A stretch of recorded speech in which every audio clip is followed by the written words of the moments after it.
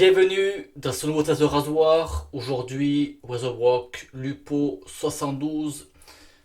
Le voici. Donc là, c'est la version en inox. On verra la vue détaillée tout à l'heure. Le rasage, tout en Weatherwalk, donc a commencé avec la brosse synthétique Big Brush, la touffe Pli Soft 26 mm. Combo Motherfucker avec le savon. Donc ça c'est l'étiquette, c'est la toute première étiquette. En tout, il y aurait eu trois versions. L'après-rasage, donc ça c'est la seconde version d'étiquette. Et la troisième, la voici. Juste deux mots sur le savon. Donc je crois que celui-ci date de 2014. Donc là on est en 2021. Et pour vous dire qu'il est très bien conservé. Donc un savon bien entretenu. Il dure dans le temps. À base de suif. De toute façon, le savon, c'est pas le sujet du jour. Donc voilà, vite fait deux mots. Des senteurs un peu épicées, mais j'ai déjà parlé en vidéo. Peut-être qu'un jour j'en ferai une vidéo dédiée. Donc alors, le rasoir, on va mettre un petit peu d'eau. Donc la première version en aluminium, pour ceux qui l'ont pas vu, je vous l'afficherai en haut. J'ai fait la vidéo. Donc suite à quelques retours et des avis, il y a eu la version en inox comme celle-ci, avec trois modèles. Le 72, le 95 et une tête peigne ouvert, peigne fermé. Il y a les deux d'un côté. Un côté peigne ouvert, un côté peigne fermé. Donc 72, ça veut dire que c'est le gap. Le gap, c'est la distance entre la base du rasoir et la lame. Donc 72 pour 0,72 mm. Le modèle 95, vous en doutez, 0,95 mm. Donc j'ai pris le modèle avec le manche bambou. Il existe d'autres manches à disposition. Donc celui-ci il fait 93 grammes. Le manche il fait 9 cm.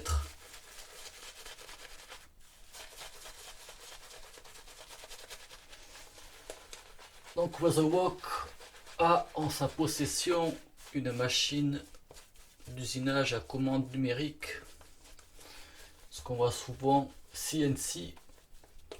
Je crois que ça veut dire Computer Numeric Control ou l'inverse, Control Computer, mais voilà. C'est la commande numérique. Donc ça veut dire que c'est fabriqué au Canada avec numéroté. Chaque tête est numérotée. Allez, c'est parti. Première passe, sens du poil.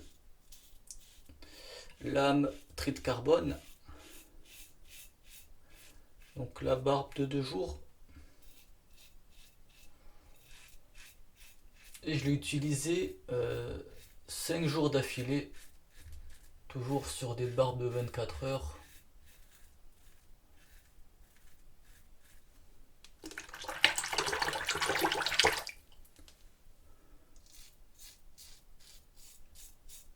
J'ai plus trop en mémoire le test de la version en alu. Mais je crois que de tête, je l'avais pas mal aimé.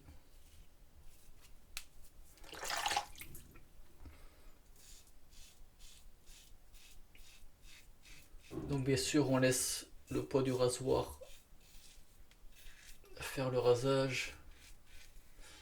Pas la peine d'appuyer.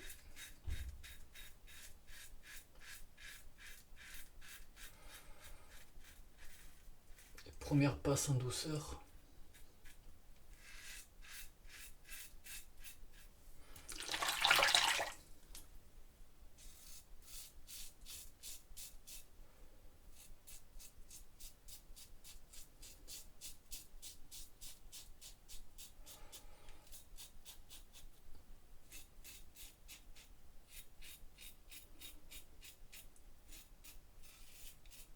Et voilà, première passe.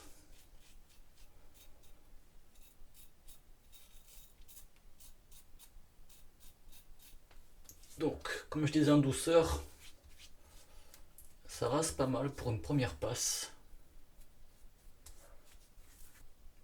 Deuxième passe, travers du poil. Donc ça reste la même tête que la version alu. Je crois qu'il y a une légère modification.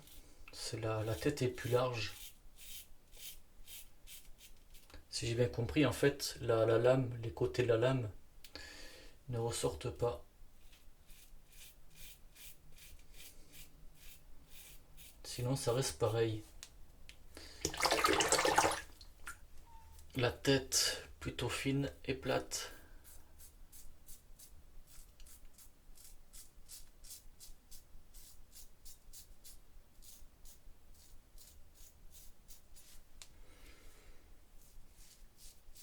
Donc deuxième passe, toujours en douceur.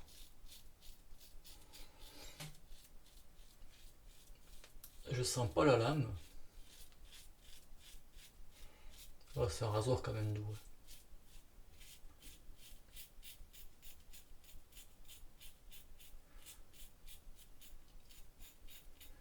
Ce manche là, quand même une bonne prise en main.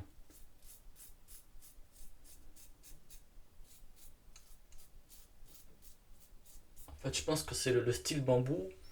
Il fait qu'on a bien l'empreinte. Vous voyez, l'empreinte avec les doigts. Les doigts se logent bien, quoi. Voilà, deuxième passe. Ça rase bien, oui.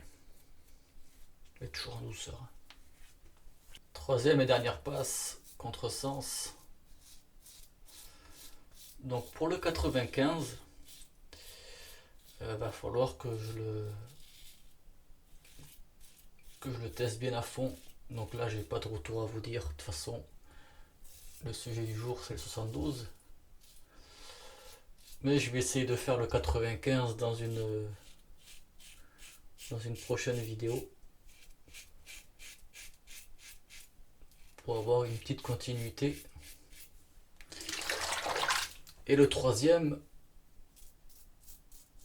avec la tête aux deux peignes, je ne l'ai pas pris. Donc je ne saurais vous dire.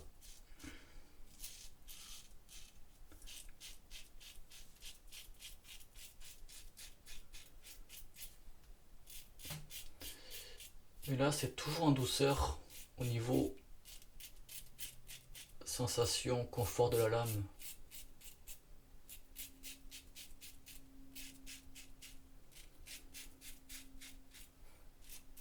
Après j'ai utilisé 5 rasages d'affilée, du coup je l'ai bien en main. Et maintenant je préfère faire ça en fait. Depuis pas mal de temps d'ailleurs. Bien utiliser les produits. Pour faire une vidéo par la suite. Plutôt que de déballer et utiliser direct. Je préfère avoir un bon retour. C'est plus parlant en fait pour avoir une bonne revue de qualité, quoi. Et voilà. Donc là, je vais faire pas mal de retouches.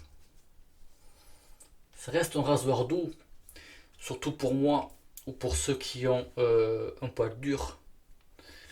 Là, je pense que je vais me faire une deuxième passe à contresens. Pour vraiment avoir un bon rasage. Là, je pourrais m'arrêter là, hein. C'est dimanche, je m'en fiche. Mais je sens vraiment qu'à rebrousse-poil, surtout dans le cou, c'est pas suffisant. Mais c'est suffisant, on va dire, pour un rasage social. Voilà. C'est juste pour être bien propre. L'après-rasage alcoolisé.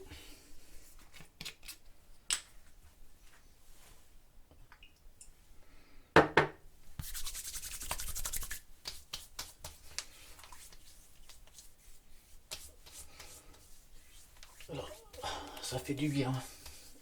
Bon alors, Weatherwalk a mis à disposition un fichier gradué concernant ces rasoirs, uniquement ces rasoirs.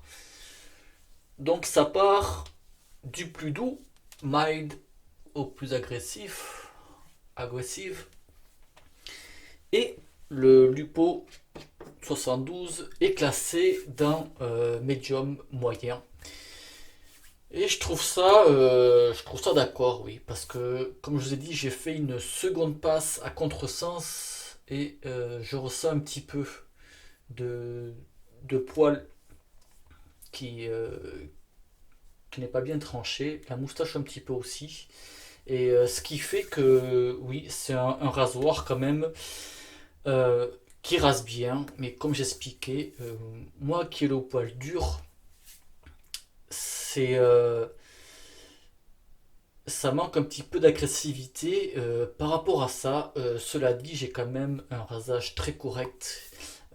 Niveau confort, rasoir très doux. Je ne sens pas la lame, mais voilà.